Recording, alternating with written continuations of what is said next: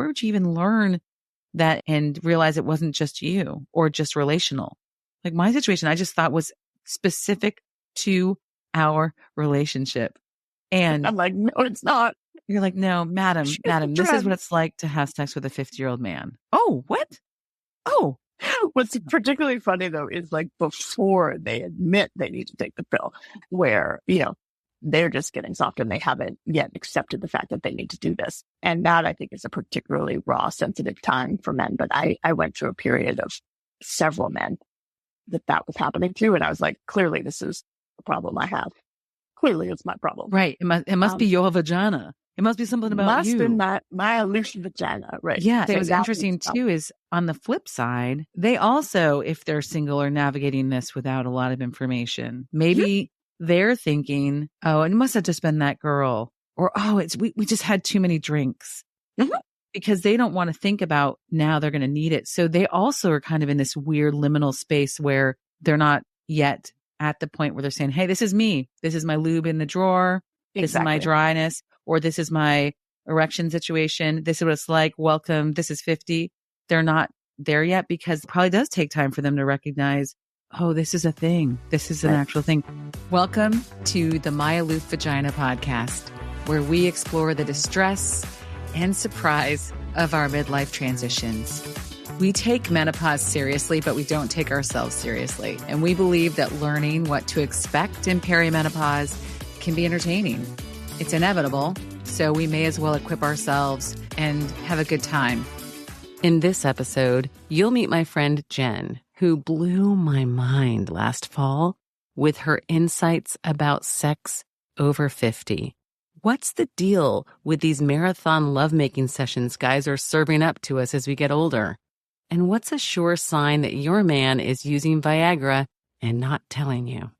And what's the way forward navigating our aging sexual organs together? Get the answers to these questions and more in this episode.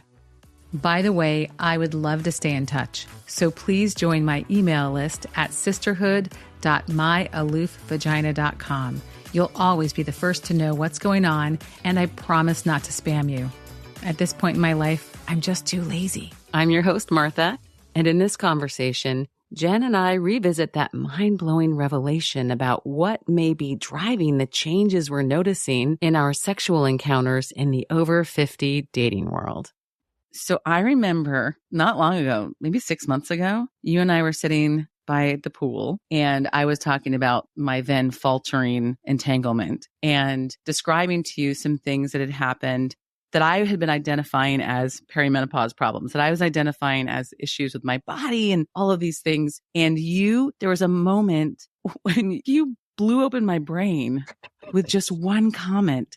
So I wanted to share that with the audience. So Jen and I were talking about what it's like to have intercourse, have sex, have an affair, have a relationship with guys in their 50s and their late 40s. But the conversation started with kind of musing about how different things were, how they were showing up, how it seemed, how all of a sudden I felt like I had issues that I hadn't had before. And Jen just kind of lifted the curtain on this thing I had never even thought about. Can you talk about it a little bit? Yeah, totally. How about all the emphasis that us women have on sex later in life? And men seem to come up with creative ways to deal with what happens to them.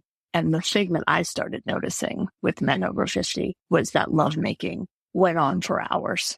And I was like, why is this going on so long? And there's two schools of thought. There's what they say, which is we're mature and we know, like, we take pleasure in the length of time and we enjoy the moment. And then there's what I think, right, which is they can't stay hard. So they begin like they always have in their 20s, 30s, 40s, and then they get soft. And so then they decide it's time for some cunnilingus. And they move on down and they go down there keeping pleasure going for you when really you're like, wait a minute, we were in full blown intercourse, fun sex, and you just decided to stop and do foreplay in the middle. the episode. And I now realize that it's not about giving us 2 hours worth of pleasure. It's about the fact that they can't stay hard for a long period of time and they need to mask it. And so they try to take care of us. Yeah. I think that was what I said around the pool. That was the shot across the bow. That was the moment when and we were kind of in public a little bit. And I'm like moving my mouth really big and talking in a whisper for the penis words and the sex words and the vagina words. And it was that was the thing. And I said, what? Wait, what? Because that wasn't even what we were talking about. And it started an entire conversation about Viagra. And what's funny is, because when they take the pill, that's no longer happening. Right. You no longer get the pause. You no longer get the 15-minute switching it around. When they're actually on the pill, you're having pumping for however long. I mean, because really they do want to. And listen, not every man, and maybe not even men in long relationships, because that's not my experience. So this is women of a certain age dating men of a certain age, getting into these relationships with them, and what the sex can be like, especially if you've had a sampling of what's going on, and then finding these consistent patterns. Casual sex. Yeah, the casual sex. And it's just funny how it gets, basically, the masking of it, the cover up is, it's just exotic. I like to fuck all night long. Right. And this idea where if you even indicate listen, can we just be efficient? I'd really like for us to have the O. Maybe we can get up and eat some brownies and go to bed. I don't necessarily need to have sex for 5 hours every time I see you, or 3 hours, or frankly, even 1 hour. Oh, and the problem then goes to you. What, you don't want to take the time to enjoy this? No, I never have. I've never needed 2 hours. Come on. I've now I've slept with enough men over 50 and talked to enough over 50. So men are both bragging on how long their lovemaking is going, as if this is the thing all women want. Right. And so they're both doing it. And then it's such a hysterical, such a phenomenon. And I've raised it occasionally. Do you think that it might just be because you need the pause that it switches? And they have, no, we just know that women need more. This is not about me. Right. It's what women want. It's what women want, Jen. Women want you to interrupt the pump to go down on them. It's in all the movies. There's nothing better than foreplay after you're already on your. Yeah. You know what? It just occurred to me. I hadn't thought about this since we talked last time, but also I have seen more pornography in the last 2 years than I'd had in my entire life. Yeah. Now that I'm thinking, a lot of this porn it's definitely, first of all, everyone's always getting a blowjob in the porn, right? Always. So, always. The woman's going to go down on you and maybe bring her friend. But separate from that, you're going to be having sex and she's going to be really, really into it. And it's incredible, this penis vagina sex. And then you're going to turn around and switch and do something else. Right. And so that's also what they're watching and masturbating to.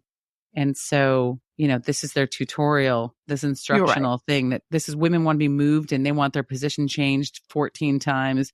And then in the middle of it, they want your face down there. And while you're at it, bend over and let me toss your salad. They definitely are getting that message in places too. So they think this is a good way. Maybe even if they're not having the softness issue, they get all this messaging that don't be short, don't, because that is the joke, 2-minute man. Right. That's what 13-year-old boys do.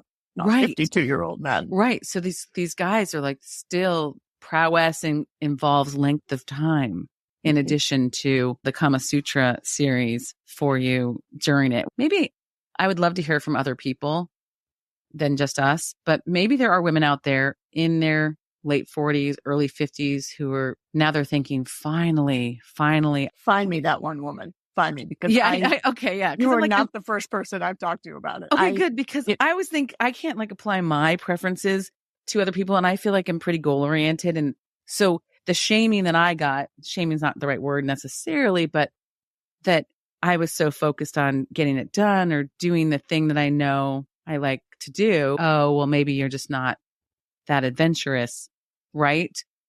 Because I don't want it to be interrupted and turning back to oral sex. No. I'm drawing really big statements about what I think's going on, but I don't think I'm wrong. Like, just male behavior, even the discovery of Viagra, it is we have a problem, find a very quick and rapid solution to not admit it's a problem. I've gone soft, so I'm going to pretend I haven't, and I'm going to do all kinds of other things. Right. It's so funny though, because it is thoughtful in the sense because we're talking about him, right? It is thoughtful. He's thinking, I want to still pleasure her. It is also a symptom of some thoughtfulness, right? That they care. So it's not a complete critique. It's more just an awareness of what's going on. So then we can shift to the other experience that you get if they do have the blue pill, because this was the other thing that left me, my jaw dropped. I was with a guy who we were long distance and we would not have seen each other for a few weeks, and he would show up and within minutes we would be naked. Like it was this instant thing. And, you know, that's what led me to thinking that I was having responsiveness issues, really. And when it came down to it, I'm glad it helped me discover that I was in perimenopause, and I definitely have other symptoms, but it wasn't that my clitoris was dying or wasn't working. It wasn't warmed up. It wasn't warmed up. So I was really focused on this idea that I was in a situation, there was so much passion and we hadn't seen each other, and he couldn't wait to stick it in. And when I was talking to Jen, I realized that he probably was taking Viagra on the way because he knew he was going to have to perform. And, you know, now it's routine. He had talked about Viagra in the beginning, so I was aware that he had it, but we never spoke again about whether or not he was taking it. But that he would come in the door with his drug dick, those first encounters when we'd see each other that I was chalking up to just pent up passion were most likely Viagra fueled, dick focused moments. So we can talk about that. Yeah. So since our poll conversation, I have learned more about what the pill actually does. Apparently, it doesn't necessarily drive arousal. What it does is matches the state of arousal you feel. So I think what happens is when men discover it, they're like, oh my God, finally, I'm not worried about my performance because this is actually matching the way I feel. I actually don't think that your man wasn't feeling all of those things when he drove into your apartment. He just now had the tool that had been like, he had the hammer up. Yeah, right. It hadn't been showing up prior. He just was like, yeah, I've got the right tool. And so then they just go to town. I mean, and they don't, and I have noticed that they just don't, I mean, they no longer need the break. So I'm no longer having the rest. Right. Yeah. And no, I definitely knew he was into it and into me. And there was that desire there. It was just this idea that when we had the conversation for the first time, there was some nuance to my memory of how aggressive his penis was showing up in the moment, as far as being the center of attention, like a heat-seeking missile, needing to get there ASAP. Whereas in general, if we had any time together, that's not necessarily how he approached lovemaking, right? Mm-hmm. It was more making out and doing stuff. But when he showed up, and it wasn't when I showed up there, it was different when I showed up there. Sometimes we would eat dinner or go out or do something. Mm-hmm. It was something about the drive. And so I just feel like there was a point in the drive. Totally. I feel like there's a point in the drive. He knew exactly when he was like 30 minutes away or whatever, he'd gotten it down. So at some point when he got to a certain city on the Beltway, that he was popping it. And so when he was showing up, it was kicking in. And maybe sometimes he hit traffic and it kicked in earlier. So he was coming up the stairs to my apartment with a raging heart on, right? Because sometimes it was more urgent than others. And, you know, I was happy to see him too, but sometimes I had slaved over like a beef bourguignon, or one time I made pho. And I remember that day, and I'm just now for the first time reflecting on it. He made fun of me for the longest time about how long it took me to make the pho. Oh, if you're me from 8 years ago. It's faux. You know it as faux. Hey, this is your cheeky reminder to join my list. Then I'll send you treats and behind-the-scenes stuff and more. At least I will when I actually get around to sending emails. Just go to sisterhood.myaloofvagina.com to sign up, and I promise I will not bombard your inbox. And if you love this irreverent podcast, please recommend it to a friend you think will enjoy it so that we know to keep delivering this very specific style of midlife information and stories for you. I'd done it in the Instant Pot, and I'd fucked up, and I hadn't put the seal in there.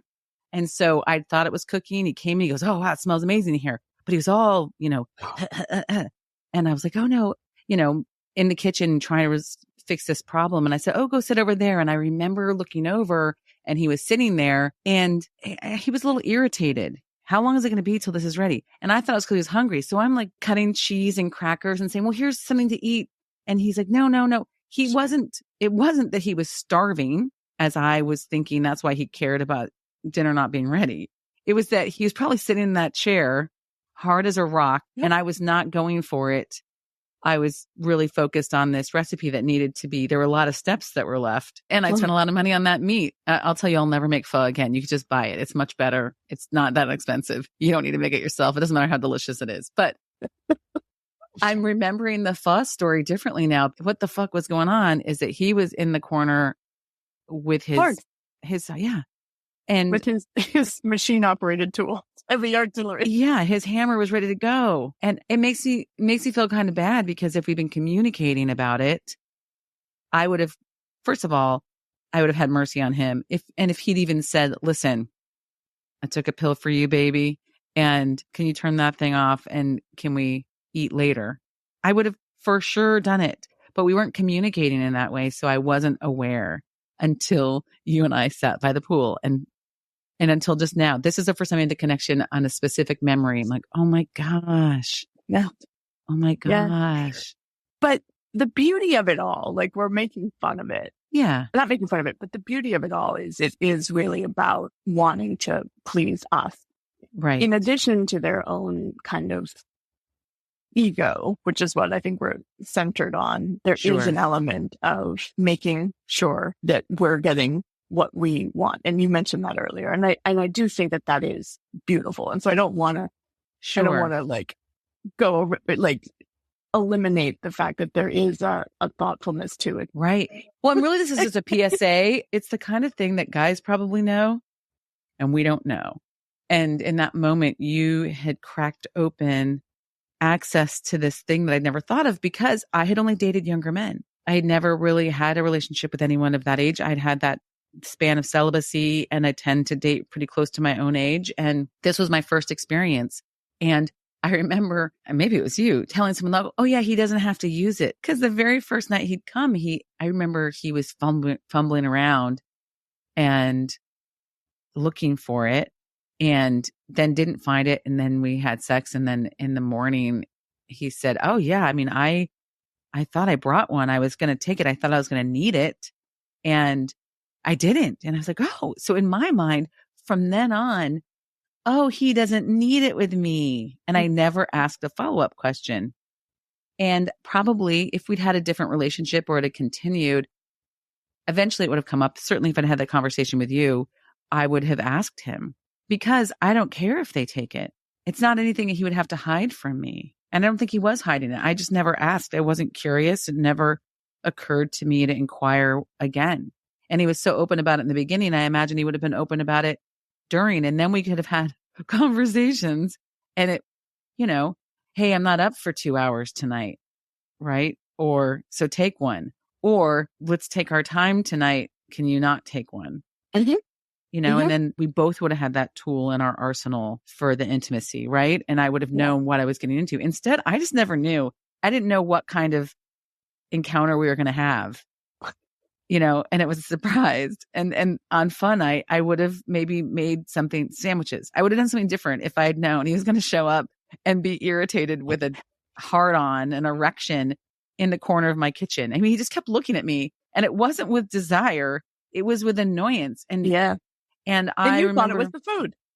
and cause I want to please him, right? I was thinking, oh, you never should have cooked this tonight. You should have started sooner, right? I was hyper sensitive to the idea that I was making him wait to eat. When really probably it was more than that. Because that wasn't really a big eating night. If he was on the pill, there wasn't going to be as much eating. Yeah. And I love that. The more communicative. It's a great PSA. Yeah. And I love it. It's nothing to be offended by or upset about or feel bad about. It's, just as we're changing, they're changing. And the same circulatory issues happen. And with a previous boyfriend, he told me that, at about 40, the doctor starts asking, do you need any Viagra? Do you want any pills? And so he got them before he even realized he would need them, because the doctors are like, here, just take it. It's covered. Mm-hmm. First of all, it's all covered under their insurance. Unlike my hormones, their Viagra is covered. And so he had a bottle, and he said sometimes it expired and he would throw it away because he got it just in case. With your male doctors, like, just take it. You think, yeah, I should have this. I might need it some night. And he had taken it a couple times, but he didn't really have an issue yet. So I know it's ubiquitous. I know they get it. I know it's offered to them, and I'm thrilled they have it, especially when it comes to confidence. I guess I just have to figure out, as a single woman in her 50s, still out there dating, I have to figure out how to broach the topic in a way that will help them feel like we can talk about it and be open about it and make choices together about whether it's going to work that particular night. This is a topic for another conversation, but it's not up to you, Martha. This is about them being comfortable with. We don't need to enable them. We don't need to broach. Hey, it's okay. I understand. Like, let's evolve. Like, my boyfriend brought it up easily, comfortably. I need it the same way. I've got lube in the side drawer because I'm drying up. I need it. I throw it up. I don't try to hide it. I don't try to have him be like, oh, it is about admitting what's going on. And let's just stop pussyfooting around the fact that they're not evolving. They need to evolve on their own, and they need to be comfortable with their dysfunctional dick. And we don't need to make it easier for them. Let's have a conversation about it. I just want you to know that I am perfectly comfortable with you taking the little blue pill. No! I'm so about communicating. I was really taking all the responsibility on myself. No, don't. Yeah. It's not up to you. It's not helping them at all. They need to just step up and realize they will eventually, over time, they will evolve and catch up to the openness that we all have. Let's get some of them on let's get some of those men on your aloof vagina podcast. We'd have to have special episodes. It's funny because I have male listeners. I'm aware because they send me messages, and some of them are friends, and some of them they're going to hate me. No, not the ones who listen. And some of them are husbands of friends, right? So there are men in my life listening to this, and probably men I don't know. But some of the episodes really, we get into some hairy stuff, like some health issues, and a lot of them, of course, because we're women, are very menstruation focused. I went back and found the ones where we talk a lot about blood, and I added NSFM and then wrote ladies only in the title so that they can start finding it, right? Because they do want to know what we're talking about, but they don't necessarily want to talk about, this transitional menstruation period. But I could have men on, but then I'd have to have some other kind of label for women. This is, because that could be triggering to have to listen to particular guys. Oh, totally. Then what they think about the song. What they think. And then their point of view and us. And then me kind of pussyfooting around it. Because, my loop vagina, it's an apt name for me if I'm going to pussyfoot around men's problems. Because I will pussyfoot around what they are thinking.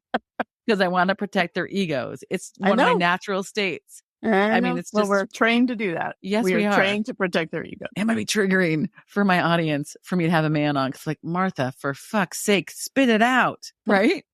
So, oh my gosh, this is so fun. I listen. I knew I was going to have you on. The second our conversation turned that day, I thought, oh my gosh, I cannot be the only woman who was completely oblivious why some nights were long, marathon, multiple going down, blah, blah nights, and some encounters are just straight, the dick leading the way, walks through the door with his erection coming to you. And I don't know how long it would have taken me to figure it out without you. Oh, well, delighted. I want to talk about this stuff all the time. And I love that you brought up the porn piece too, because that's throwing a wrench into my theory. That is a super significant socialization tool that, you're right, a 2-hour feature.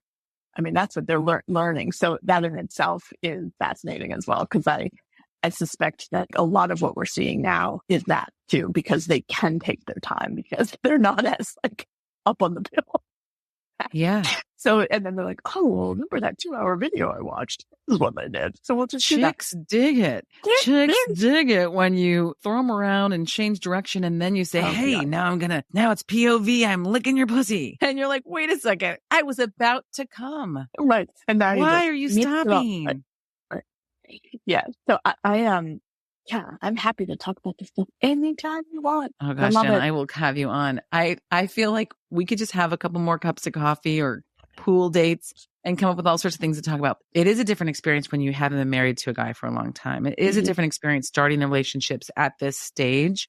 And then we're observing things, but because, you don't talk about it really. And because there's not kind of an example in the world, there's not really an example for us in our cinema, so it happens with us too. In the rom-coms, there's not an example of what it's like to stumble into sexual relationships with men at this age and to see how things have changed and the whole landscape changes. The truth is 99% of them, it's even worse than when I was younger. 99% of them aren't even going to get a second date with me. We're going to barely make it past the first drink or coffee or conversation because it's such a weird landscape right now. And because I'm so set in my ways, and I know within minutes if I'm even going to be interested, right? So the idea that we get to that point where we're like, okay, now people are going to be naked and this stuff is happening. Where would you even hear that? Where would you even learn that and realize it wasn't just you or just relational? Like my situation, I just thought was specific to our relationship. And I'm like, no, it's not. You're like, no, madam, this is what it's like to have sex with a 50-year-old man. Oh, what? Oh. What's particularly funny, though, is like before they admit they need to take the pill, that was happening to me for a while where, they're just getting soft and they haven't yet accepted the fact that they need to do this. And that I think is a particularly raw, sensitive time for men. But I went through a period of several men that was happening to. And I was like, clearly, this is the problem I have. Clearly, it's my problem. Right. It must be your vagina. It must be something about you. Must be my loose vagina. Right. Yeah. So it was interesting too is on the flip side, they also, if they're single, are navigating this without a lot of information. Maybe they're thinking, oh, it must have just been that girl. Or, oh, we just had too many drinks. Because they don't want to think about now they're going to need it. So they also are kind of in this weird liminal space where they're not yet at the point where they're saying, hey, this is me. This is my lube in the drawer. This is my dryness, or this is my erection situation. This is what it's like. Welcome. This is 50. They're not there yet because they're probably also having sporadic sex with different people. And so it probably does take time for them to recognize, oh, this is a thing. This is an actual thing. Maybe if you were married or in an ongoing relationship, you would recognize it and it'd become much more matter of fact because you'd be dealing with it on a daily basis with someone that you trusted. Exactly. So I do have a lot of compassion for them. I don't mean to pussyfoot around, but I can't help myself. Me too. So face to face, I'm definitely someone who's going to dance around to try to make sure they're as comfortable as possible and help usher them into the conversation. You're a caring, nurturing individual. I try. Well, this is great. Thank you so much. Thank you. I'm going to look forward to bringing you back and we will unveil other dating in your 40s and 50s secrets. Can't wait. Thank you for listening. Until next time, take care of yourself and take care of your vagina. If you enjoyed this episode, please share it with a friend you think would enjoy it too.